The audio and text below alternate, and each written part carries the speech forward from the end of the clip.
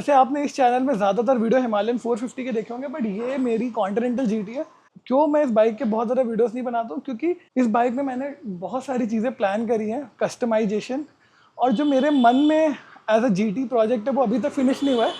But खैर एक ऐसी चीज़ है जो मैंने सोचा कि मैं आपके साथ शेयर करूँ, तो मैं आपको अपडेट देता हूँ। मैंने ऑलमोस्ट 2021 के आसपास इसमें फ्रंट में वाइसेस सस्पेंशन लगाए थे, वो भी मैंने घर पर खुद ही लगाए थे, और so for till now it was working fine. So very recently मेरी बाइक का राइट साइड का सस्पेंशन लीक करने लगा, और ऑब्वियसली अब लीक कर रहा है तो मुझे उसको फिक्स करना ही है। क्योंकि मैं ऑयल सील चेंज करने वाला हूँ, तो जो इंस्टॉलेशन का प्रोसेस है वो पूरा ही रिपीट होगा। पूरा का पूरा सस्पेंशन खाली करना है, उसके बाद ऑयल सील चेंज करनी है, उसके बाद रीफिट करना है। सो बेसिकली प्रोसेस पूरा रिपीट होगा। तो किसी को भी अगर वाइसेस सस्पेंशन स्वैप करने हैं तो उसके लिए भी ये वीडियो एक गाइड की तरह काम करेगा, और अगर किसी को सिर्फ ऑयल सील चेंज करनी है उसके लिए भी ये वीडियो गाइड की तरह काम करेगा।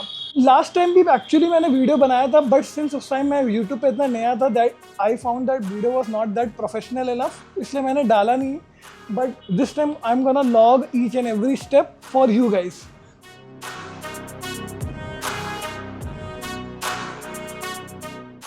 सो यू कैन सी ये ऊपर के एडजस्टर्स हैं वाइसेस सस्पेंशन के, और ऑब्वियसली जो कॉइल है वो पूरी सस्पेंशन के अंदर की चेंज होती है, तो ऐसे से आपको दिखेगा कोई डिफरेंस नहीं।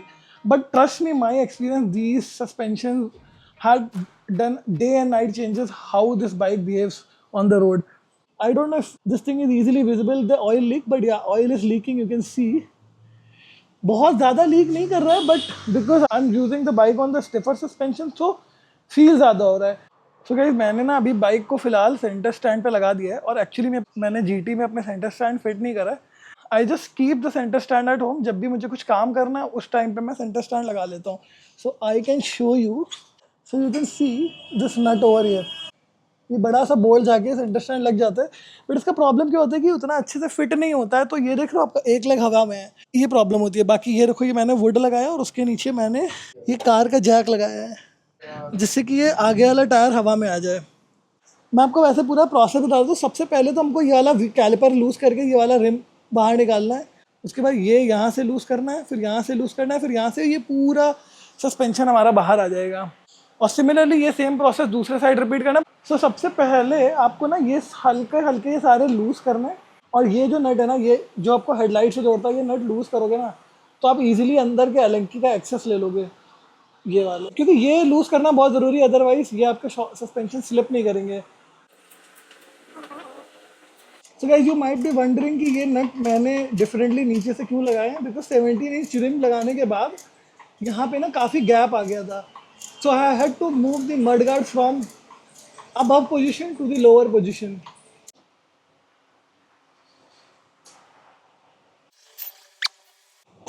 सो ये व्हील हमने निकाल लिया है, व्हील का एक्सेल निकाल लिया, बट हमने कैलिपर नहीं निकाला। अभी हम सोच रहे हैं कि बिना कैलिपर्स निकाले भी अगर हमारा काम बन जाए तो।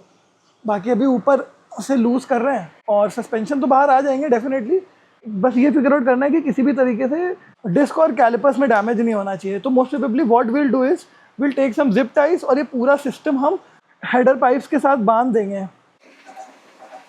ये देखिए, ये लेफ्ट वाला सस्पेंशन निकल आया है, अभी बस राइट वाला सस्पेंशन निकालना और बाकी है। और ये वो वाला सस्पेंशन है जो जहाँ पे एक्चुअली ऑयल लीक नहीं हो रहा है। सो ये अभी हमारे दोनों के दोनों सस्पेंशन निकल आए। ये पड़ा हुआ है लेफ्ट वाला, और ये वाला रहा राइट वाला। ये ही वो सस्पेंशन है जिसमें ऑयल लीक हो रहा है। ट्रस्ट मी, ऑनेस्टली बताऊँ, जो सस्पेंशन बाहर निकालने का प्रोसेस है ना, वो उतना कॉम्प्लिकेटेड नहीं है जितना लगाने का प्रोसेस है। और जो आपको हेडलाइट खुली हुई दिख रही है वो ज़रूरी नहीं था, just to loosen up some wires. आप ध्यान से देखो, आपको यहाँ पे ना तेल निकलता हुआ दिख रहा है, बहुत ध्यान से देखिए, आपको ऑयल दिख रहा है, और ये काफ़ी टाइम से निकल रहा है। तो मुझे टाइम नहीं मिला था, तो अच्छा खासा सस्पेंशन लूज़ होकर, अब देखो सस्पेंशन हम दबा भी रहे हैं ना, तो भी बहुत आराम से दब रहा है। ये वाला ऑन द अदर एंड काफ़ी स्टिफ है, और ये इसका जो ऊपर वाला आपको नट दिख रहा है ना, जो कि बेसिकली सस्पेंशन कितना स्टिफ है ये वो डिफाइन करता है। ये एक्चुअली में बहुत ही सॉफ्ट एल्यूमिनियम का है, तो ये थोड़ा सा प्रॉब्लम है कि इसको कैसे खोलना है। तो इसको खोलना बहुत ही कॉशियस से है हमको। अगर आपके स्टॉक सस्पेंशन भी है ना, तो भी ये ऊपर वाला नट बहुत ही कॉशियस से खोलेगा। और ये देखिए, आप जब ऊपर वाला नट खोलते हो, उसके बाद ये स्पेसर पाइप होता है, इसको आपको बाहर निकालना है। और उसके बाद आप इस पूरे के पूरे सस्पेंशन को पलटो, पूरा ऑयल बाहर निकल जाएगा और आपकी स्प्रिंग्स भी बाहर आ जाएंगी।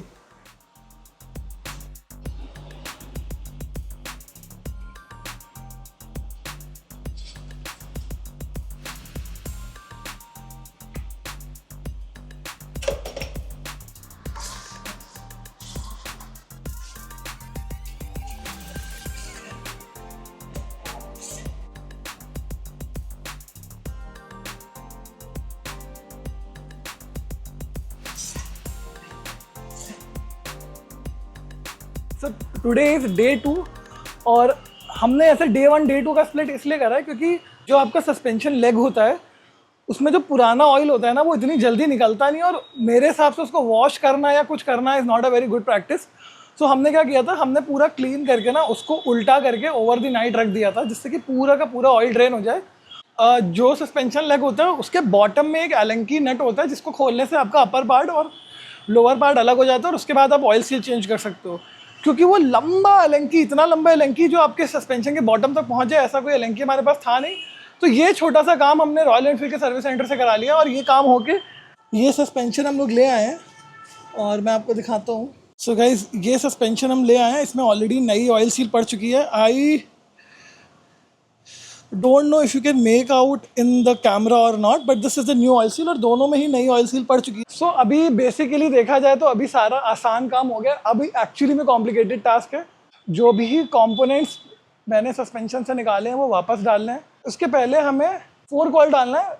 सो वैसे कंपनी से 10W oil fork oil use होता है, बट मैंने अपग्रेड करा 15W जस्ट बिकॉज कि 15W का वेट 15W थोड़ा ज़्यादा डेंस होता है, बिकॉज फ्रंट में ऑलरेडी सस्पेंशन कंपनी से बहुत सॉफ्ट है, but I wanted stiffer, so this help me to get that more stiffness. Although with vices अगर आप 10W यूज़ करो तो आपका रीबाउंड और अच्छा आएगा, but I just want to trade that off for high speed stability, that's it.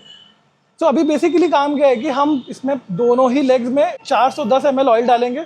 410 ml oil डालने के बाद हम दोनों को मेज़र करेंगे कि एग्जैक्टली दोनों में सेम ऑयल आया कि नहीं है। कभी कभी क्या होता है कि पुराने ऑयल के ट्रेसेस रह जाते हैं, जिस वजह से दोनों लेग्स में इनइक्वल ऑयल हो सकता है। उसके बाद सारे के सारे सस्पेंशन के कॉम्पोनेंट है वो वापस डाल के उसको टाइट करेंगे। We will check it out and then जैसे असेंबली हमने खोली है सामने फ्रंट लेग्स की, वैसे ही असेंबली हम वापस से करेंगे। So let me show you कि YSS में क्या क्या कंपोनेंट्स थे मेरे पास। सो गाइस ये हैं सारे कंपोनेंट YSS के जो सस्पेंशन से बाहर आए और ऑब्वियसली जो वापस जाएंगे। अगर मेरे पास पुराना वीडियो पड़ा है तो मैं इनके कंपैरिजन स्टॉक कंपोनेंट से भी दिखा दूंगा, लेकिन मैं बता देता हूँ। तो ये जो स्प्रिंग है ना, ये स्प्रिंग ऐसी डिज़ाइंड है कि ये लोअर स्पीड में तो थोड़ी सॉफ्ट बिहेव करती है, बट हायर स्पीड में ये कंपेरेटिवली स्टिफ हो जाती है, जिससे कि आपको बेटर हैंडलिंग मिले। ये स्पेसर्स हैं जो स्प्रिंग के ऊपर और सबसे ऊपर जो नट लगता है उसके नीचे बैठते हैं। जो कंपनी से जो नट लग के आता है ना उसको ये वाला कंपोनेंट रिप्लेस करता है। ये बेसिकली यहाँ से आप इसको टाइट करोगे और ये एक तरह के इंजेक्शन की तरह काम करता है। ये पिस्टन आगे मूव होता है, जैसे ये पिस्टन आगे मूव होता है ये आप अपने सस्पेंशन का प्री लोड एडजस्ट कर सकते हो। और सबसे नीचे ये कार्ट्रिज बैठती है। ये कार्ट्रिज बेसिकली सस्पेंशन की डैम्पनिंग एडजस्ट करने के लिए है। आप इसको एडजस्ट करके कितनी आपको डैम्पनिंग चाहिए आप वो एडजस्ट कर सकते हो। मैंने इसको ऑलरेडी एडजस्ट कर रखा और मैं अब की बार इसको छेड़ना नहीं चाह रहा हूँ, because my suspension was working perfectly fine. बस इस पूरे सेटअप में ना एक दिक्कत ये है कि जो डैम्पनिंग एडजस्ट करने वाला मॉड्यूल है ना वो अंदर चला जाता है, तो आपको इंस्टॉल करने के पहले ही एडजस्ट करना होगा। बाकी अपने सस्पेंशन का प्री लोड बेसिकली कितना सॉफ्ट रखना है या हार्ड रखना है वो आप आराम से एडजस्ट कर सकते हो। एक छोटा सा चैलेंज ये भी आता है कि ये सारे के सारे जो कॉम्पोनेंट्स हैं ना ये एल्यूमिनियम के हैं, काफ़ी सॉफ्ट हैं, तो इनको निकालने बैठालने में बहुत ध्यान देना पड़ता है। इतना आसान नहीं है इनको लगाना, और ये थोड़ा एक्स्ट्रा हैसल है। और खासकर जब कोई प्रॉब्लम क्रिएट हो जाती है जैसे मेरे साथ, तो इनको सॉल्व करना कॉम्प्लिकेटेड हो जाता है, क्योंकि नॉर्मल सर्विस सेंटर वाले तो हाथ खड़े कर देंगे। बट जब मैंने खरीदा था मुझे मिले थे 25,000 रुपये के आसपास, अभी ये 30,000 रुपये के आ रहे हैं। And this is like totally worth it. ये छोटा सा अपग्रेड है ना आपकी बाइक की हैंडलिंग डायनामिक्स काफ़ी हद तक चेंज कर देगा। और just imagine pairing this with proper radial tire of 17 inches what I have will give you a awesome wonderful handling। सबसे पहले आपको बीकर से 410 ml ऑयल नापना है। अगर आपका स्टॉक है तो आपको 455 ml बीकर से नापना है। उसके बाद आपको सस्पेंशन को बार बार पंप करना है, जिससे कि नीचे बैठी हुई कोई भी हवा निकल जाए। होता क्या है कि पुराना ऑयल अगर रह जाता है दोनों लेग्स में ना ऑयल का लेवल बराबर नहीं रहता है। बार बार उसको पंप करके जितना भी हवा हो सकती है पूरी एयर बबल्स निकल जाए। उसके बाद आपको एयर गैप नापना है। वाईएसएस जो है ना वो 150 सेंटीमीटर का एयर गैप रिकमेंड करता है।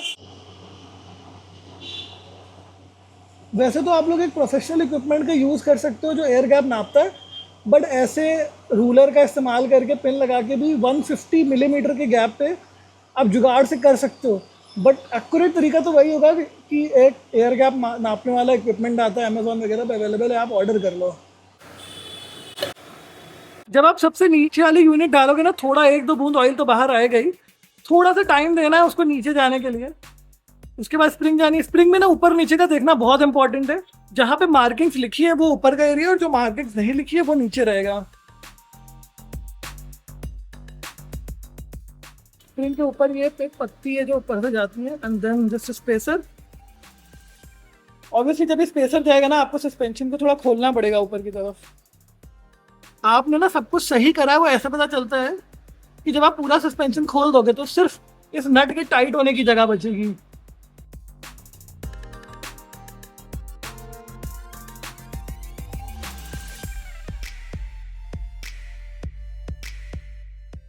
क्योंकि ये जो यूनिट है ये ऊपर का एल्यूमिनियम है, तो एकदम टाइट कसने के लिए बेटर ये कि हम कपड़ा रख के कसें, जिससे कि किसी तरह का डैमेज ना आए।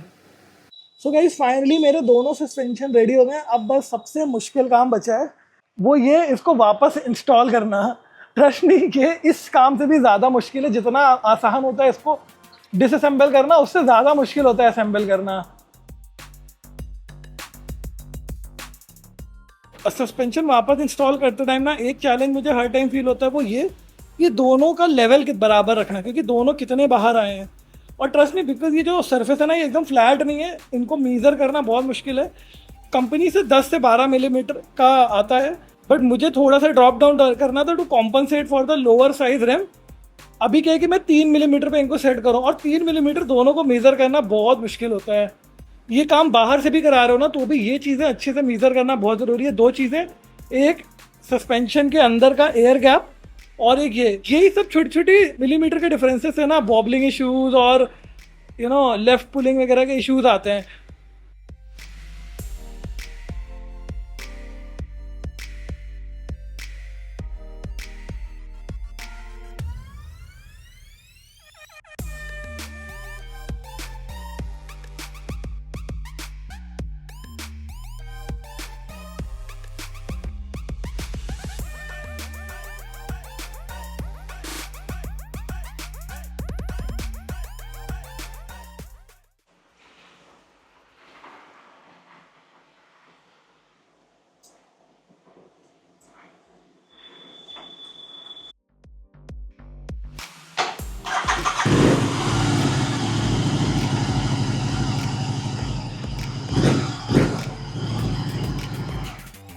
तो फाइनली काम खत्म हो गया है। बाइक को स्टैंड से भी उतार दिया है, चेक वेक करके देख लिया है। अभी मैं थोड़ा सा राइड वगैरह करके भी देख लूँगा। आगे से फोक्स को निकालना इतना कॉम्प्लिकेटेड नहीं है, you just have to keep on unbolting things and removing things. Key points जो आपको इंश्योर करने वो ये कि सारे के सारे नट्स आपको बहुत ही संभाल के रखने हैं। हर बार जितनी भी डैंगलिंग चीज़ें हैं, जैसे कि आपका ABS सेंसर हो गया, या स्पीडो सेंसर का वायर हो गया, या फिर आपके जो कैलिपर्स हो गए, इनको आप बहुत अच्छे से जिप टाई कर दो बाइक के किसी पार्ट के साथ, जिससे कि डैमेज ना हो। व्हील रिमूव करना भी उतना मुश्किल नहीं है। सबसे मुश्किल काम ये रहता है ऑयल डालते टाइम ये मेक श्योर करना कि दोनों ही लेग्स में exactly same amount of oil हो, basically exactly same amount of space हो, एयर हो। उसके बाद ये मेक श्योर करना कि दोनों ही सस्पेंशन एग्जैक्टली सेम विड्थ बाहर निकले हो, बिकॉज इसमें कोई मार्किंग नहीं है और यहाँ पे कुछ इस तरह का डिज़ाइन नहीं है कि बाई डिफ़ॉल्ट ये बहुत ही सही हो जाए।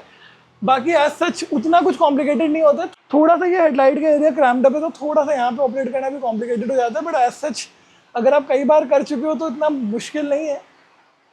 ये बात सच है कि अगर आप खुद से करने के लिए रेडी हो तो आपका अच्छा खासा टाइम तो जाएगा ही, बट देन कंपनी के करने के कंपैरिजन में आप ज़्यादा श्योर हो सकते हो कि आपने सही करा है, प्लस आपको सीखने को मिलेगा।